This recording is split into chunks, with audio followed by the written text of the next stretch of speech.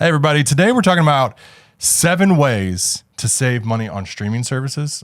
You know I love saving some money. And there is an 8th bonus one we're going to get to. So the number 1 way to save money, go to cancel. Start canceling Peacock, okay?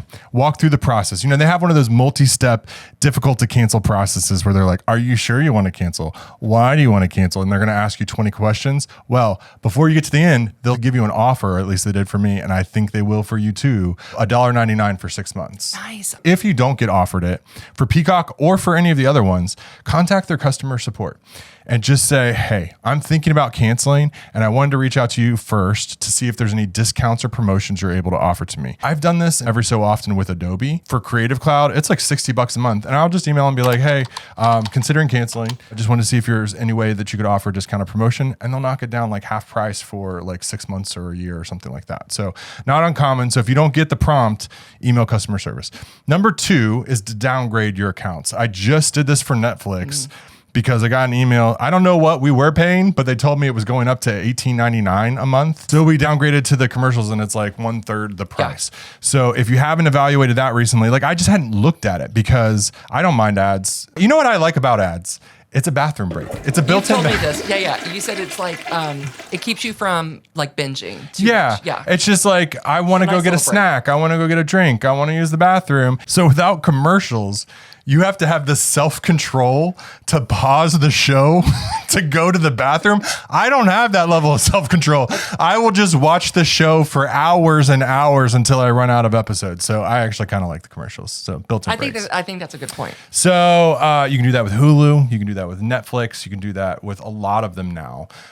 So evaluate it if you haven't evaluated it in a while and you're trying to save some money. So number 3 is to check and see how you're subscribed. If you're on Android or Apple, go to wherever your subscriptions are through their app store and see what you're paying. And then on a web browser on your laptop or your phone, go directly to the website for the platform and see what their rates are. Because if you're subscribing through Apple, sometimes they will charge you more because they pay 30% to Apple. So to make up for that, they'll charge extra on that platform. It's a lot easier to subscribe just right on your phone through the App Store, but they're going to charge you sometimes a premium for that. Number 4, rotate from service to service. Maybe you say, hey, I'm going to have 2 streaming services at a time.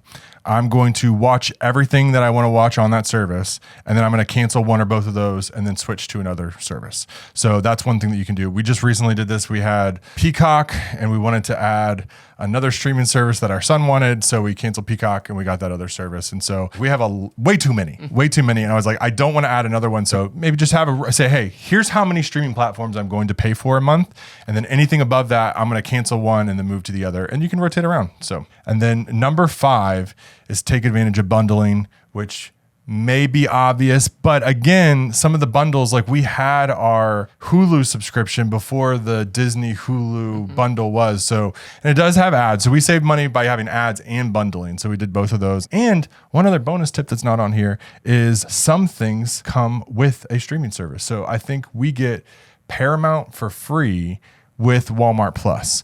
And if you're like me, I never want to go into a grocery store ever again to do shopping. I want it delivered right into my home or office.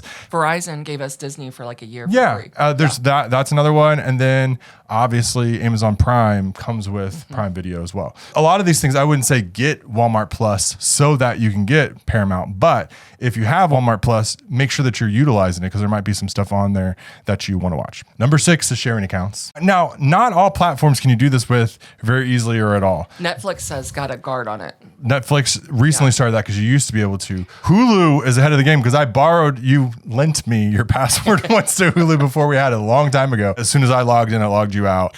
HBO Max is not one of them. It's not currently. Yeah. The one she's using, I was also using for a very long time. Half the family is on it. So if you're able to share, you have a family member, hey, you get HBO Max, we'll get Disney Plus is one that you can share. And just share.